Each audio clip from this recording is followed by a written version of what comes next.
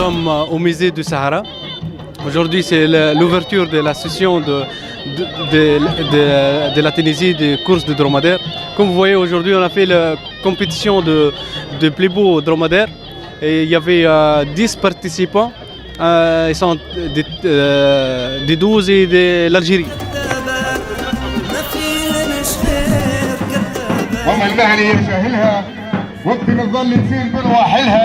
Cette session des courses des dromadaires à Tunisie est très importante parce qu'elle encourage le tourisme et ce genre de sport et aussi que présenter les traditions et de la région.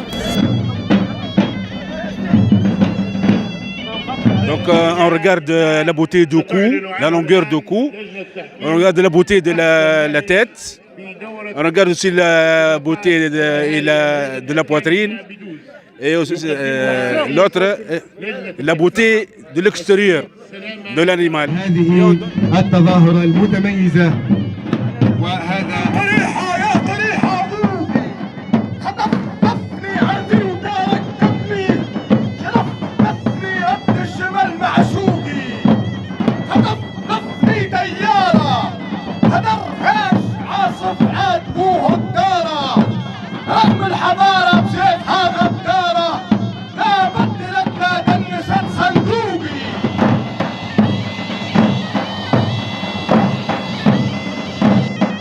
شكرا لك. هو الفائز من الجمل من نصيب سالم العجال دولة تونس، وألف مبروك ويستاهل.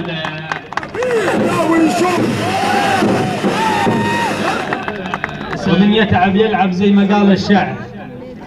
Essaye maintenant de faire à chaque mois une course de dromadaire. Le dromadaire, il peut être dans le domaine du sport, dans le tourisme, dans la culture et l'agriculture. On découvre tous les jours un peu plus les vertus thérapeutiques et diététiques du lait de chamel.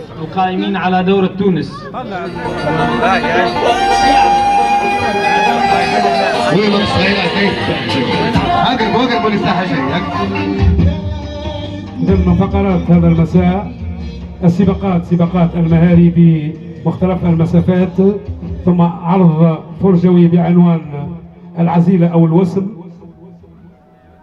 الليلة السهرة بدار الثقافة محمد المرزوقي مع عرض الزردة، ثم غدوة الماراثون الدولي لسباقات المهاري.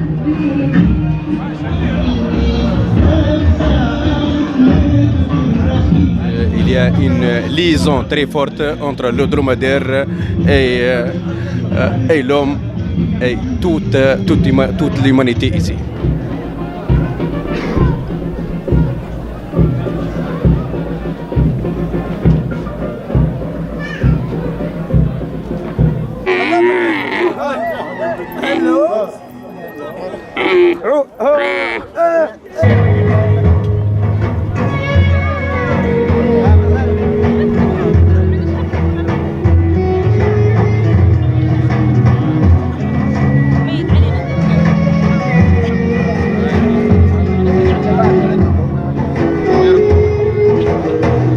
على لون البرد في شتاه، مبهاه يا مبهاه، قدره على هيبة قدر مولاه، صبار يا عالي القدر.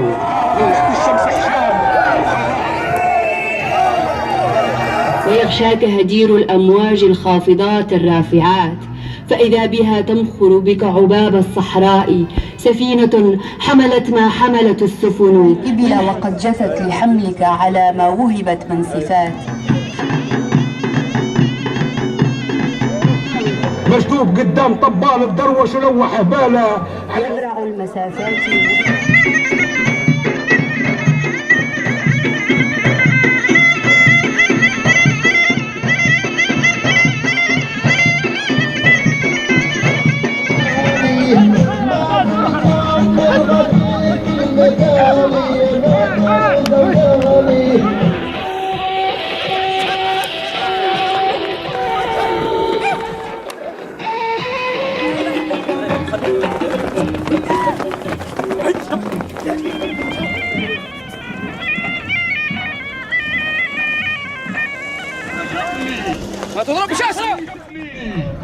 نحبني سحبني في الكنين غلبني عطشان من شون اللبن شربني قال لي القريحة يا قريحة ذوقي خطف لفني على الذر ودارك كبني جرف دفني رد الجمل مع شوقي خطف لفني طيارة هدر هاج عاصف عاد بوه الدارة طفهم موجة بدو صيادة كفح تح منظرهم طلع غبارة رب حب مزق للعدو الفادة رب حد من تباعك صلب صب في وجه العدو لا راعك نهب هب ناهب جاي من طماعك لفي لف لف Pour l'instant, on assiste à une course internationale de 5100 mètres. مشاركة الجزائر الشقيقة تحية بالله تحية تصفيقة حارة على المتسابقين.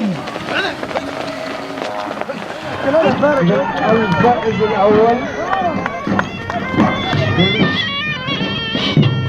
الأول رائد العجيل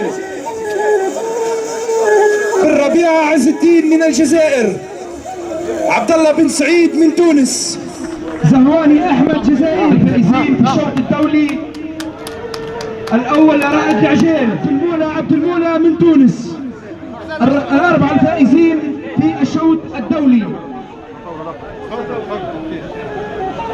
الفائزين في سباق 1700 متر محمد عبد العظيم من تونس أشرف عون من الجيش الوطني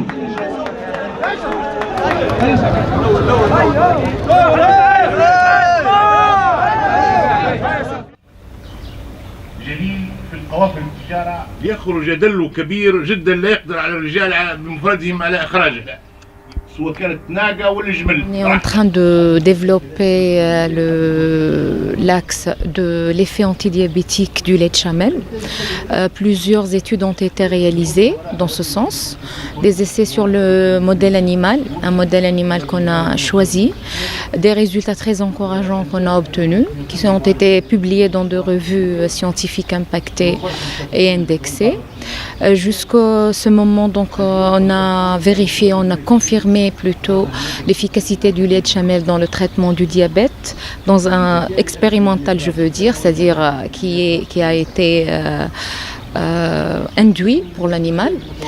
Et ensuite, donc, on est en train de chercher actuellement le facteur responsable de cette activité antidiabétique dans une autre thèse dont je suis le co-encadreur donc de ce projet de thèse. On est ici dans ce festival pour présenter donc, une action parmi les actions que mène le laboratoire. Cette action, c'est la mécanisation de la traite de la chamelle. Donc, dans ce sujet-là, on s'est intéressé depuis presque une dizaine d'années à l'intensification de l'élevage et la production laitière de la chamelle. Puis on a pensé de l'intérêt que peut porter donc la machine de traite chez cette espèce-là. Traditionnellement, la traite se fait manuellement.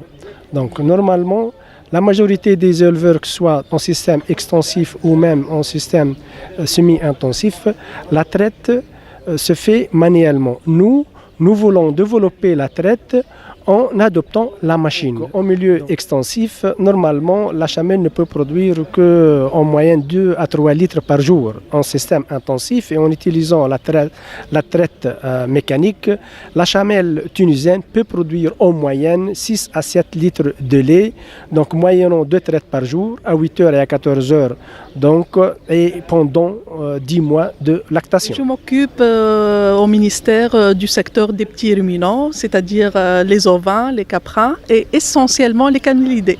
Les principales activités, c'est le renforcement du secteur des éleveurs par des subventions pour l'élevage de la chamelle et l'engraissement du chamelan, avec un budget de 500 000 dinars pour cette année.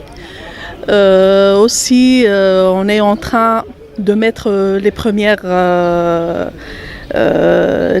pas pour l'exécution du camélodrome. Et la convention, elle est déjà signée entre l'Office de l'élevage et des pâturages, le commissariat régional de développement agricole de Gbeli. Et normalement, cet investissement, il va rayonner sur toute la Tunisie et même les pays limitrophes comme la Libye, l'Algérie et même le Maroc. حاولوا ان الجوائز تكون في كل مره خير. هذا راهو فيكم انتم وليكم انتم باش تواصل الرياضه هذيك. نطمح ان نطوروها ونطمح ان فهمني ولا في كل عام تجي ما خير. J'essaie de garder le moral pour tous les participants. J'essaie de dire qu'aujourd'hui on est tous gagnants. Aujourd'hui, même si on n'a pas la première étape, la prochaine fois ça sera encore mieux. Voilà.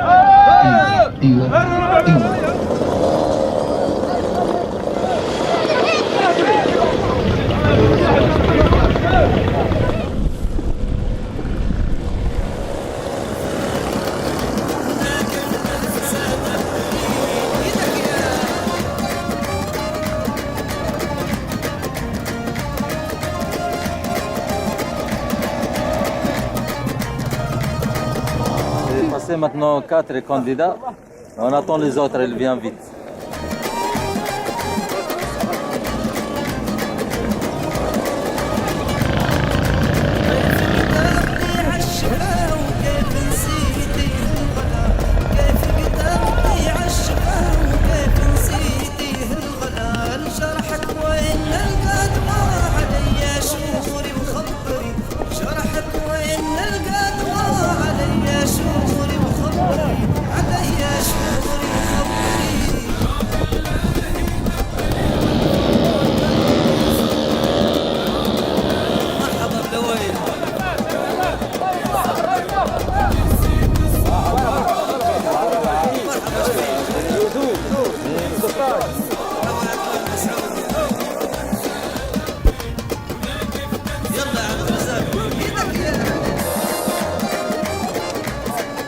هذا المد عدني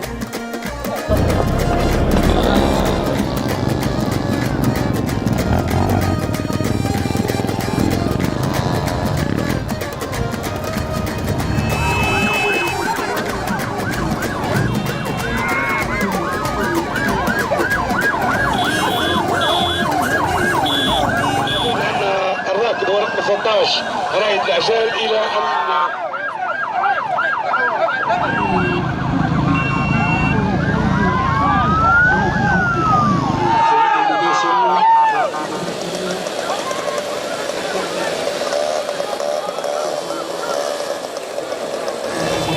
الثاني بقية المشاركين.